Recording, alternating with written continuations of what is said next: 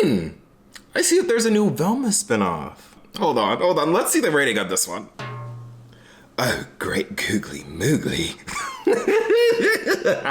Hey guys, what's up? It's imuRgency and welcome back to my channel. Today, we are here to talk about Velma. So if you have not been on the internet for the past week or so, the new show Velma just dropped on HBO, and collectively everyone hates it. And it seems like everyone hates it for a different reason, some more valid than others, some more problematic than others. And we're gonna talk about it. We're gonna talk about all things Velma, we're gonna talk about the outrage, and then get into my opinions on the show, as well as breaking down whether the show deserves the amount of hate that it's actually getting online. But before we do that, if you're new to the channel, then definitely subscribe. We're getting closer and closer to 200K, so count this as your before 200K button. Follow me on my social medias here at imuRgency. That is TikTok, Instagram, and Twitter. Y'all just recently got me to 10K on Instagram, and I really appreciate that. And I did fully just recently post something over there, so go follow me on there if you haven't already. And one last thing I ask of you is to please leave a like on this video because it helps out so much with the YouTube algorithm. I'd greatly appreciate it. But as always, that's enough self-promo. Let's actually get into the video. So what is Velma? Velma is a Scooby-Doo prequel spin-off series that follows Velma and the rest of the mystery gang from their days in high school. And in this specific reimagining of the Scooby-Doo world, Velma is highlighted as the main character and is a South Asian bisexual woman. And Velma's whole thing is that her mom is missing. Not like... I can't say that without thinking about the Storm Reid movie. You know the ad that's everywhere on social media where she's like, guys, my mom is missing. Woo, love you, Stormy. Stop scrolling, my mom is missing and I need your help. But yeah, one of the mysteries of this show is finding Velma's mom, as well as a string of murders that are going on in whatever town they live in. And in this show, Velma isn't the only one to get a little bit of character changes. In the show, Daphne is actually reimagined to be an East Asian, also bisexual woman. Fred is still very much Fred. And Shaggy, who in this series goes by Norville, is a biracial man. That's right, it's canon that Shaggy's black. As of recording this, we've only gotten to episode 4, and there has been no mention or inclusion of Scooby, but it's yet to be seen if he's going to be incorporated later on in the season. So yeah, there's a lot going on with this show. And it's safe to say from the IMDb reviews, Twitter, and TikTok, and just the internet as a whole, that people do not like this one. And you may be asking, Rumi, why? And that's a really great question. One of the main critiques of the show is that the reimagination of Velma is just one not faithful at all to her original character, both because of issues regarding her race and things that go beyond her race. More to the first point, people are really mad that this is yet again another character co-written by Mindy Kaling, who has infamously written and been involved in shows like The Sex Lives of College Girls, Never Have I Ever, The Mindy Project, The Office, and who has a track record of writing brown or South Asian main characters as being awkward, unappealing, undesirable, and just generally the punching bag, both physically in this show and also metaphorically, of jokes from prettier, more conventionally attractive characters in the show. And this portrayal of the awkward, nerdy brown girl that she continuously writes about is continued in the portrayal of Velma. So when you look at characters like Velma, it is really not hard to see the previous characters that she's written. Like when I see Velma, in some cases I see Davy from Never Have I Ever, because they're written so similarly, both in like their humor, their demeanor, and how they interact with the world, especially in relation with their race. And specifically, people in the South Asian community have been upset at the consistency of this representation. And as one TikToker puts it, Mindy Kaling, just because you hate being Indian doesn't mean everyone should hate being Indian. People are also highlighting how one of Velma's main love interests and people that she's been really interested in is Fred, one of the few actually white characters on the show, which follows Mindy's pattern of writing of having the brown, or in the case of The Sex Lives of College Girls, non-white protagonists fall in love with a white man when there are other options on the table, and people don't seem to be too keen on this trend. But with that said, this is not a Mindy Kaling video. I wanted to highlight those points of one reason why people are upset. But if you do want to see a full video like that, one of my good friends and fellow creators, Amanda Mariana, made an amazing video talking about Mindy Kaling and her writing in relation to that whole theme of like the POC falling for like the white love interest. So you should go check that out. But another reason why people are mad at this show that has become more sensationalized is a clip that's been going around from episode 1, in which Velma says something to the effect of she keeps it realer than comedians before the hashtag #MeToo movement. Exactly. I spit truth without a filter, like every comedian before hashtag #MeToo. And besides the obvious outrage from this being a line that the real Velma would probably just never say,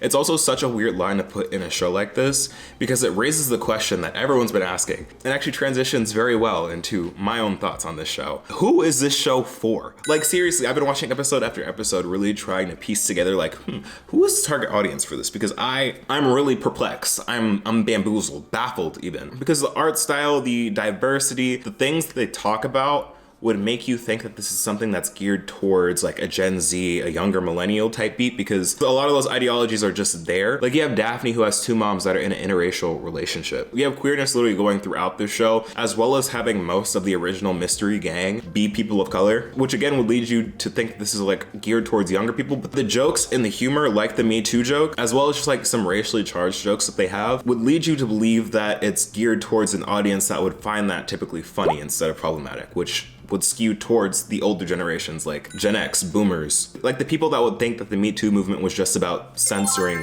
comedians, right? But then you look at all the stuff from before that and you're like, all right, older people that are more conservative with their beliefs probably would not want to watch a show with this many gay people or this many people of color in the show. So like, who are you really trying to appeal to? Who is supposed to be the target audience here? Because it seems like you're kind of pandering for both. And then it's definitely not trying to appeal to like the Scooby-Doo purists, like the people that grew up on Scooby-Doo, because it's just so different from the source material. Like sure, the archetypes of each of the characters pretty much remains the same, but aside from that, they're just completely different in their dynamics. Like Norval or Shaggy is obsessed with Velma, and Daphne, Velma, and Fred are in a love V, like not even a full love triangle. So I'm just really confused as to what the show is trying to do. And at least personally, when it comes to like the recasting of the main four, I'm not mad at it. I really don't have any strong opinions towards it, outside of the whole mindy kalingfication of Velma, and just like how outwardly problematic the jokes are at her expense. And I get that it's meant to be like that edgy sense of humor, but personally, I think that there's only so many times that you can call a dark-skinned character a gorilla, or something akin to a gorilla, due to their body hair and appearance before it gets problematic. And I'll give you a hint that it kind of crosses the line at 0. And those are actual things that are said on this show to Velma. And personally, I don't understand why that is. Like I get having some like harsh humor, but it kind of gets to the point where if the character is written to like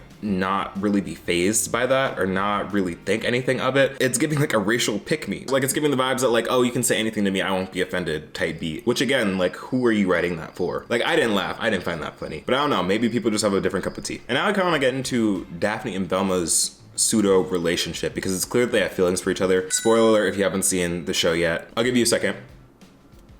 But Daphne and Velma end up kissing, and I thought that was cool. Like, how often do you really get to see sapphic Asian representation in TV? The only thing that I'm sad about is that this opportunity was kind of wasted on, I don't know if wasted's the word, you know what I mean, used on a show like this. Because since the show is doing so badly and people hate it for so many other reasons, at least behind the scenes, it could be used as a great case example for like why you shouldn't have this kind of representation in TV and media because it's going to flop. And then when it comes to the plot as a whole, I'm kind of indifferent. Like, I can't say that 4 episodes in, I'm super enthralled in the plot. Like, I don't know if I'm fully invested. There isn't enough of a through line throughout episodes to really keep you watching episode. But I wouldn't say that it's unwatchable and completely terrible. Which transitions me to the next part of this video, into the fact that I feel like, yes, the show has its faults. It's not great, but I feel like the level to which it's being hated online might be a little much. Like, I feel like it's definitely in the phase right now of being like overhated, and people that haven't even seen it or haven't seen enough of it just like hating on it because it's trendy too right now. Like along with all the bad and the really, really bad, it does have some good jokes. Like there was a joke in like the most recent episode where Gigi, love Gigi down. Also really quick, it was really nice to see like the hot girls, like the it girls of this show be so diverse. But Gigi, one of the hot girls, says something about Velma's dancing and like how she needs to own it. This is something really funny and like current. Happening? Why isn't this luring the crowd towards me? Because if you're gonna be sexy, you have to own it. You look like a white influencer trying to choreograph her own dance instead of just stealing one. Hold on, wait. And I was like, haha, good joke. That was like, you had me gagged for a minute. Like that was good. And overall, the quality of the show is really good. Like the show looks very good. And you can tell that a lot of money and work went into it. It's just that it's bogged down a lot by its controversies, by its choice in dialogue, and just people not really knowing what show this is and who it's really meant for, if that makes sense. Of course, the full season hasn't come out, so it might have the chance to redeem itself, maybe? But in the same way I can see why people dislike the show, I also see people really going and doing too much. And I guess hating the show for the wrong reasons, which make me have to side-eye. Like people that simply don't like it because it's not the original Scooby-Doo? Okay. But people that are hating on the show because of the amount of people of color and queer people on the show? Side-eye. People that just don't enjoy the writing and think that Velma's character as a whole is really reductive? Okay, valid. Fine and dandy. But the people that are getting on Velma's character, but not being mad at the character, but are being mad at the fact that she's actually brown herself, side eye. Like, some of y'all be doing too much and be going a little bit too far with the critiques and with the hate to the point where it gets problematic, and I am side-eyeing you because, like, what do you mean by that?